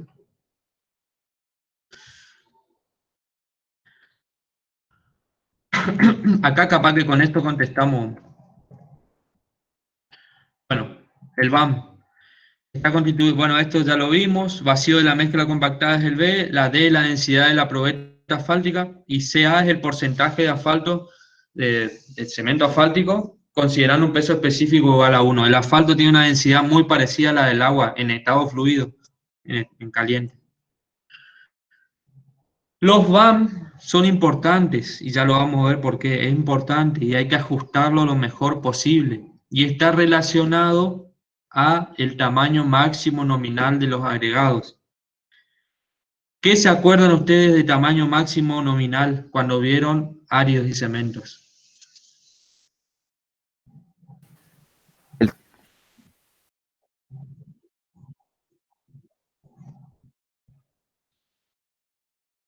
Sí, perfecto. Eso es.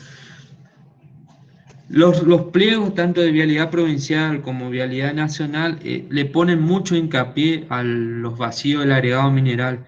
Obviamente no van a ser lo mismo los vacíos de un esqueleto granular que del otro, va a depender de las piedras que ustedes hayan elegido para trabajar.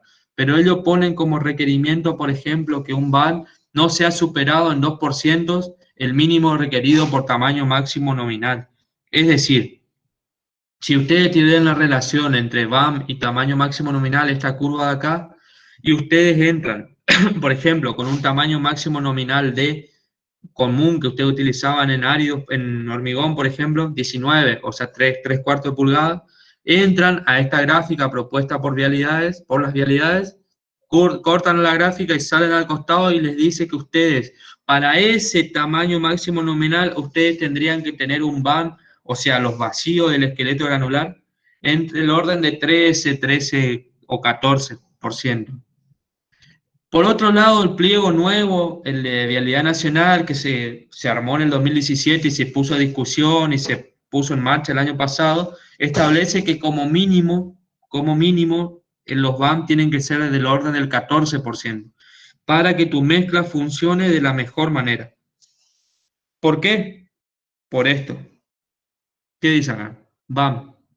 Si tu VAN es muy bajo, acuérdense que estamos hablando de vacíos. Si los vacíos del esqueleto granular son muy bajos, ¿qué va a pasar?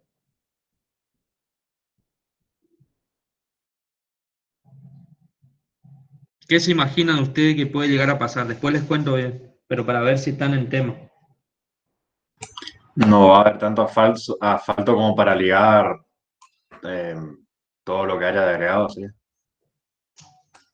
Acuérdense que estos vacíos están relacionados al asfalto. Es los vacíos propios de la mezcla que se obtuvo por compactación más la densidad por el porcentaje de asfalto. Más interviene mucho el asfalto que ustedes les pongan.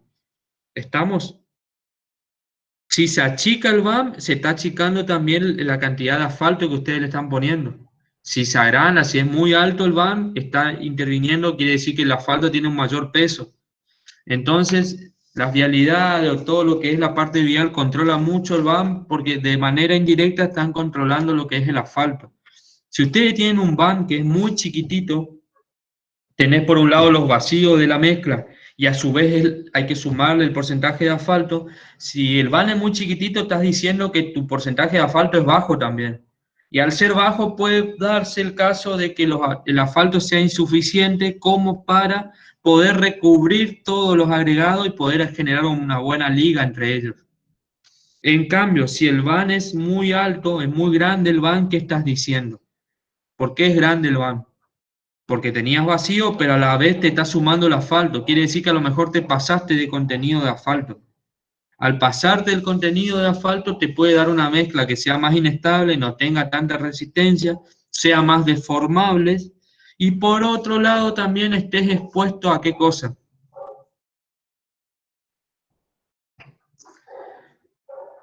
A que se produzcan los fenómenos de exudación, tenga poco espacio, tenga exceso de asfalto y entonces ante el amasado de los vehículos, que es lo que generalmente pasa en las huellas, cuando ustedes están pasando con los vehículos, van amasando, van compactando más esa mezcla de lo que era y el asfalto tiende a aflorar, tiende a exudarse. Y una vez que se exudó, el asfalto no regresa para atrás, no vuelve a los vacíos. Y eso es lo que comúnmente ustedes ven en las rutas de asfalto que van transitando y ven los manchones negros. Eso es porque o nos pasamos de asfalto o los vacíos fueron insuficientes para contener ese asfalto. Excedió su capacidad de almacenaje los vacíos, afloró arriba y se ve como exudado. ¿Se entiende eso o no? Profe, por las dudas en la diapositiva, ¿no estaría al revés ese concepto o ¿Por yo qué? nomás no lo estoy viendo? Porque nos dijo que con un VAM alto tendería a existir lo que es la exudación y ahí está al revés o es por el concepto de lo que es el VAM. Para van altos, dice, resultará un contenido de asfalto elevado, tener mucho asfalto, dando inestabilidad a la mezcla, perdiendo resistencia frente a las deformaciones permanentes, y te puede llegar a dar el caso de exudación, pero estamos hablando del VAM, yo no dije nada de los vacíos. Vacío es por otro lado, vacío es cuando vos estás considerando la mezcla. Son dos vacíos. Por un lado el vacío de la mezcla con el asfalto y por otro lado los vacíos del agregado, sin asfalto. ¿Está? Sí, profe. En el caso de los vacíos, si vos mirás, inclusive ya está colocado la mezcla, ya tenés puesto el asfalto, ahí sí es al revés. ¿Por qué? Porque si vos tenés ya está armado todo tu mezcla y tenés vacíos muy chiquititos, ¿qué va a pasar? Tenés poco margen para que el asfalto trabaje. Ante el mínimo amasado, se va a achicar lo poquito de vacío que tenías y va a tender a aflorar el asfalto. Eso es exudación. ¿Está? ¿Se entiende? Sí, sí. Por un lado pasa que te tiende a confundir, después cuando lo leas tranquilo, a ver si persiste la duda o no. Por un lado son los vacíos del esqueleto granular, que para poder calcularlo a vos te interviene el porcentaje de asfalto, entonces a mayor van es porque estás tendiendo a poner más asfalto, y para van más chicos podés llegar a caer en el caso de que te esté faltando asfalto. Eso es en lo que es vacío del esqueleto granular. Pero ahora cuando vos te vas a mirar los vacíos ya de la mezcla, ya le pusiste el asfalto que querías, ya está eso. Y si ahora mirás los vacíos de eso exclusivamente, vas a ver que si es muy chiquitito tu vacío, ante el mínimo amasado va a querer exudar. Y si es muy grande tus vacíos, te puede llegar a generar inestabilidad la mezcla. Es al revés, pero es de acuerdo al lado que vos lo estés mirando. ¿Lo estás mirando antes de poner el asfalto o lo estás mirando después de poner el asfalto? ¿Se entiende o no? Claro. Sí, profe. Bueno, cualquier cosita lo volvemos a ver esto. Yo sé que son conceptos que no son difíciles, pero son medio tramposos. Cuesta verlos un poquito. A lo mejor, por eso volví para atrás con la imagen, a lo mejor una imagen, un grafiquito, ayuda a entender un poco más fácil. Relación betún-vacíos. ¿Qué les hace pensar ese título?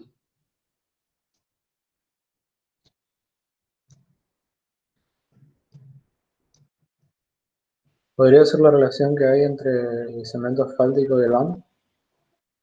Sí, del esqueleto granular ese, compactado, pero sin asfalto, ¿cuánto de esos huequitos, y esos huequitos qué era? Era el BAM. ¿Cuánto de ese BAM está ocupado por el asfalto?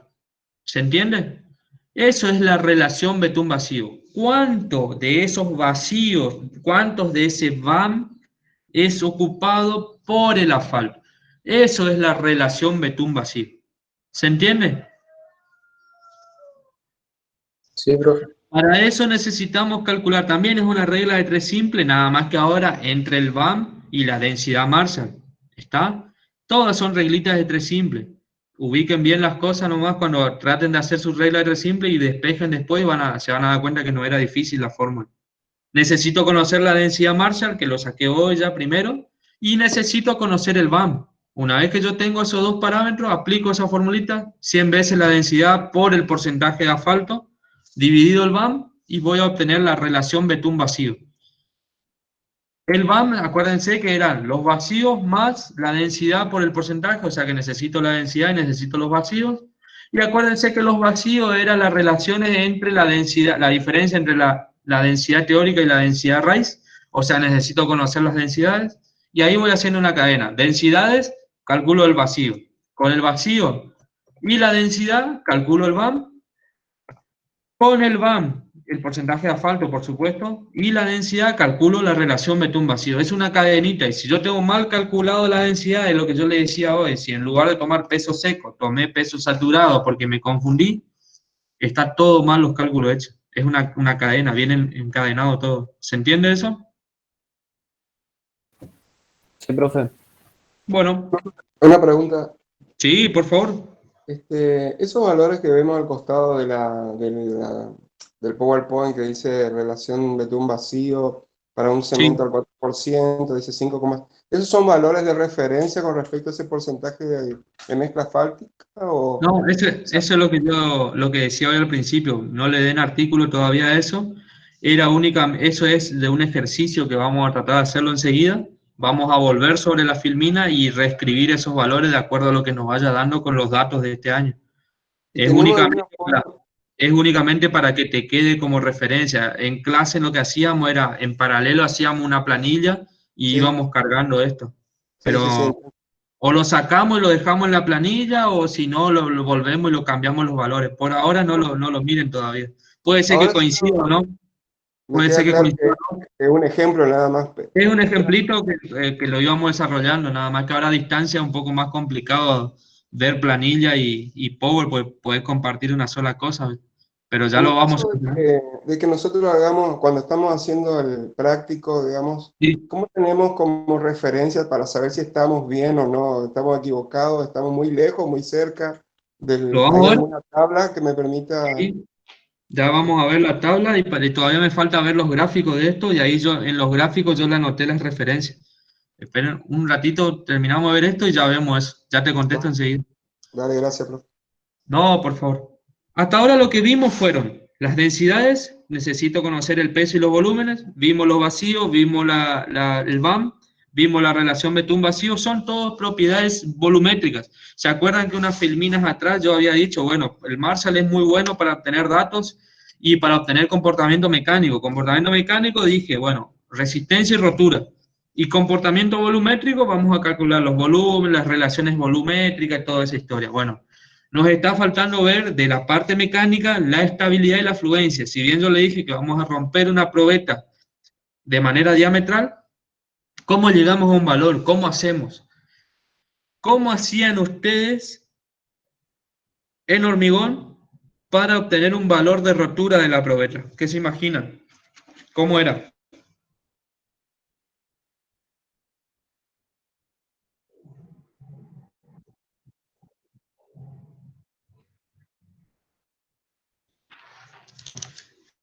Era fuerza sobre sección. Sí, pero acá eso era tensión. En hormigón era tensión. Tensión de rotura. Acá es carga nada más. Yo no necesito la sección. Aparte, acordate que se rompe diametralmente. No tenemos una sección de referencia, es como una media luna. A mí, pero quédate tranquilo, no te voy a complicar. Lo único que necesito saber acá es carga. ¿Cómo yo saco una carga? ¿Cómo es una prensa típica en laboratorio? Más allá de una prensa nueva que es digital. ¿Cómo es una prensita normal en laboratorio? Es un marco metálico con un hidráulico que va subiendo a manija o a gato. A eso quería llegar. Claro, a eso quería llegar. En la mayoría de las prensas, en los laboratorios, no existen lo que son las celdas de carga, un relojito como vemos en las películas que te va marcando las cargas y qué sé yo. En la mayoría de los laboratorios te van a encontrar lo que se denomina aros dinamométricos. Los aros son unos aros metálicos de espesor bastante considerable que lo que hace, están calibrados esos aros. Lo que hacen es deformarse y en función de esa deformación podemos, fíjense en la imagen, en la segunda, está la probeta colocada dentro de dos mordazas y arriba hay un aro y hay dos flexímetros. Esos relojes se llaman flexímetros. Uno mide en la mordaza cómo se deforma y el que está en el medio del aro mide la deformación del aro. Está calibrado. Si yo sé cuánto se deformó y tengo la constante del aro, sé cuánta carga le apliqué para deformarse el aro. ¿Se entiende eso? Como el aro está vinculado a la probeta, yo aplico carga, se deforma mi probeta y se deforma mi aro porque está a continuación. Si yo sé cuánta carga apliqué para deformar el aro, sé qué cosa de la probeta. ¿Es la carga necesaria para romper la probeta? Sé qué carga pasó por el aro y llegó a mi probeta. Indirectamente yo sé qué carga le apliqué a la probeta. ¿Está? Esa es la única metodología que tenemos en laboratorio para medir las cargas. Existen, en realidad tenemos, hay celdas de carga, ya vos mirá y tenés un relojito, ahora en el video lo van a ver. Esos son celdas de carga, son lo que están reemplazando al aro. Tiene sus desventajas. Necesitas sí o sí corriente eléctrica, si no, no funciona. Un día que no hay luz no podés ensayar. Eso por un lado. Y por otro lado que son mucho más sensibles. Cualquier golpe de algo lo descalibra y se afecta. Tenés que estirar esa celda de carga. En cambio los aros son hierro. Es un hierro redondo de un espesorcito y se va deformando. Está calibrado, la persona que te vendió el aro te va a entregar una tablita y te va a decir, bueno, cuando vos le aplicas 1000 kilos a esto se deforma tanto, 1100 se deforma tanto, 1200 se deforma tanto, 1150 se deforma tanto. Entonces vos lo que haces es, cuando vos tenés una carga, entras y ves cuánto se deformó, le aplicás una constante que te lo da el vendedor y sabés cuántos kilos tuviste que aplicar para deformar eso en el aro. ¿Se entiende? Bueno, eso es lo que está explicado o tratando de explicarse acá cuando nosotros vemos esto, estabilidad. Dice L1, lectura del aro dinamométrico, cuántas divisiones se deformó ese aro. Constante del aro, que es propia del aro, eso me lo tiene que dar el vendedor del aro, y generalmente si ese aro no se deformó, no se golpeó, es siempre la misma. Y un K2, que es constante de corrección de altura. ¿Sí? ¿Por qué? Porque va a variar un poquito la resistencia a estabilidad en función del tamaño de la probeta.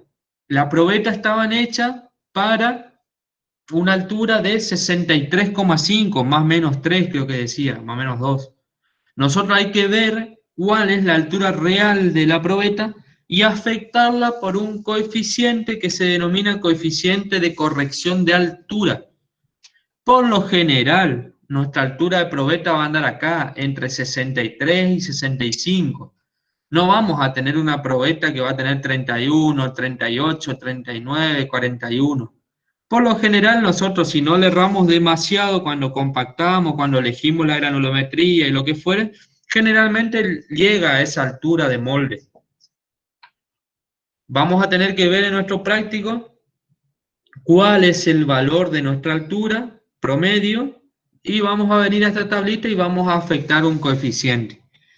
¿Qué se imaginan ustedes? ¿Cómo va a ser ese coeficiente a medida que la probeta sea más grande o más chica? ¿Qué les parece?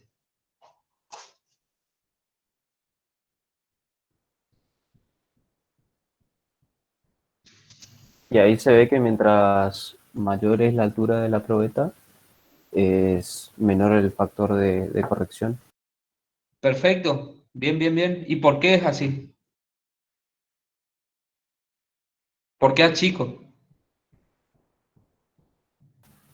Porque le da menos espacio al aro para deformarse, ¿puede ser o no? Sí, pero en realidad es lo más fácil. Cuando tu probeta tiene más cuerpo, es más grande, por decirlo así, va a tender a darte mayor estabilidad o va a tender a aguantar más dentro de la prensa. A lo mejor una probetita que tiene 1 centímetro o medio centímetro más, que respecto de otra, por supuesto, estamos hablando, vos las ensayás a las dos y a lo mejor la que es más grandecita te va a aguantar 200 kilos más o 150 kilos más. ¿Me entendés? A medida que la probeta tiene más cuerpo, más corpulenta, va a tender a darte mayores valores de carga dentro cuando hagas el ensayo. Y eso es lo que vos estás tratando de corregir. Mi probeta es la más alta, entonces mi coeficiente me va a tender a achicar un porcentaje. Por ejemplo, en el caso de 66, ya vos tenías que darte 63,5. Tenés 3,5 milímetros de diferencia. Estamos hablando del orden de milímetros, es chiquitito. Tener una diferencia de 3 milímetros y medio, ¿qué es lo que vas a hacer? Tu coeficiente de ajuste es 0,94. Quiere decir que del valor de rotura que a vos te des, descontale 6%, multiplicar por 0,94 te dice. ¿Está? Si a vos te da 63,5, tu factor de aro es 1, no tiene corrección. Esa es la altura ideal, pero nunca le pegamos exacto a esa altura.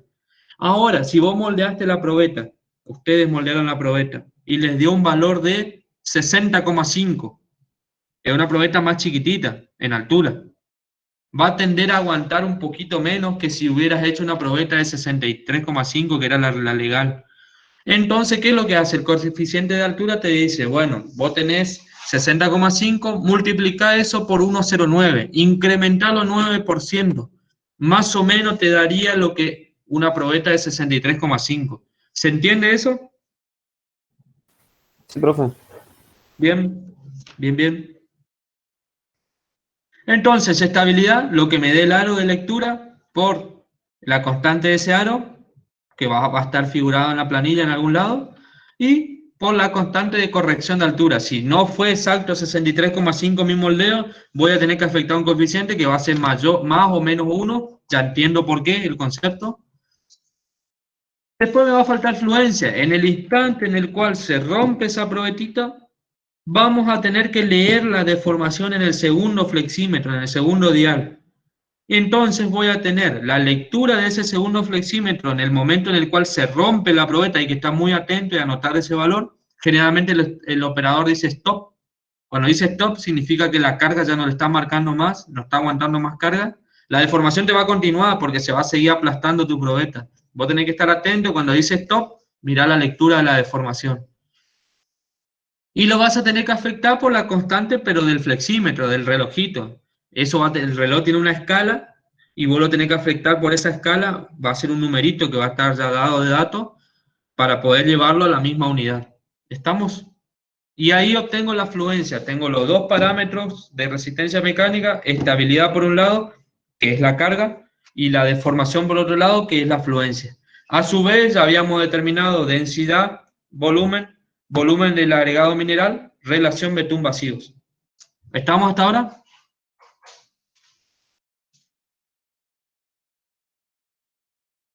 Sí, profe. Sí, bueno. Nosotros lo que vamos a ver en el ejemplito de ahora, y vamos a empezar a ver las especificaciones, lo que me preguntó su compañero hoy, cómo sabemos si estamos haciendo bien, si nos está dando bien los valores. Bueno, eso lo vamos a contestar enseguida. Lo que quiero es darle un marco nomás al ejercicio que vamos a tratar de mirarlo en breve. Por ejemplo, vamos a trabajar con una mezcla convencional con asfalto, tipo CA30. Vamos a hacer una carpeta o diseñar una carpeta de rodamiento, por ejemplo, para la Ruta Nacional 11. El espesor van a ser 5 centímetros, o sea, 50 milímetros. ¿Qué granulometría? La que hoy hablábamos. Vamos a hacer una gruesa, densa, o sea que elegimos una tipo de 20. Ahí tenemos los factores, los usos granulométricos, superior e inferior, y adoptamos una granulometría. Tamaño máximo, nominal, para mí va a ser 3 cuartos de pulgada, 19 milímetros. El agregado grueso va a estar conformado por 40%, un intermedio va a estar 43%, eso va a salir de la curva granulométrica, en este caso, eso ya era árido de cemento, en este caso va a ser dato nada más. Arena silicia, que es un agregado fino, eso va a estar formando un 14% de mi mezcla, y filler, que les había dicho que vamos a utilizar cal, nosotros vamos a trabajar con 3% de filler. Para el ejercicio, nosotros vamos a probar dosajes tentativos que van a ser al 4, 5 y 6% de asfalto. Vamos a ver dentro de esos 3 parámetros cuál es el que mejor se ajusta. Estas son las especificaciones de vialidad nacional para lo que son los distintos parámetros Marshall. Número de golpes, 75 a 50, si es gruesa o fina. Nosotros vamos a trabajar son relativamente finas las mezclas, no son gruesas.